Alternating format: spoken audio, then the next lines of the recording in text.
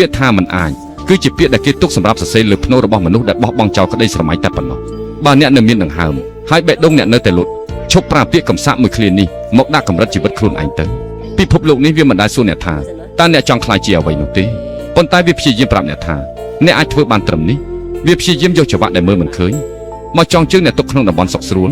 រួចចាក់សោចោលដោយពាក្យថាពិបាកណាស់មិនរួចទេឬចាំសិនចុះខ្ញុំធ្លាប់ឃើញមនុស្សម្នាក់ដែលគ្រប់គ្នាគិតថាគាត់គ្រាន់តែជាសូន្យគ្មានអ្នកជឿជាក់គ្មានអ្នកលើកទឹកចិត្តសូម្បីតែមិត្តភក្តិជិតស្និទ្ធបំផុតក៏ដើរចេញប៉ុន្តែអ្វីដែលគ្រប់គ្នាភ្លេចគិតគឺនៅក្នុងខ្លួនគាត់មានភ្លើងគាត់លែងស្ដាប់សំឡេងរំខានពីខាងក្រៅរួចគាត់ក៏ចាប់ផ្ដើមសម្លឹងមើលទៅក្នុងកញ្ចក់ហើយនិយាយទៅកាន់ខ្លួនឯងថា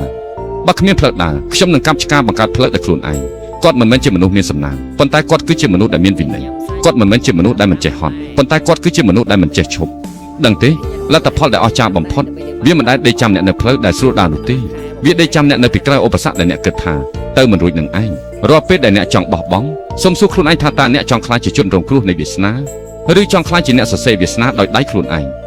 ការពិតនៃជីវិតគឺសាមញ្ញបំផុតគ្មានអ្វីដែលធ្វើមិនបានហើយក៏គ្មានកន្លែងណាដែលទៅមិនរួចដែរបើអ្នកហ៊ានដោះលែងខ្លួនឯងចេញពីពាក្យថាមិនអាច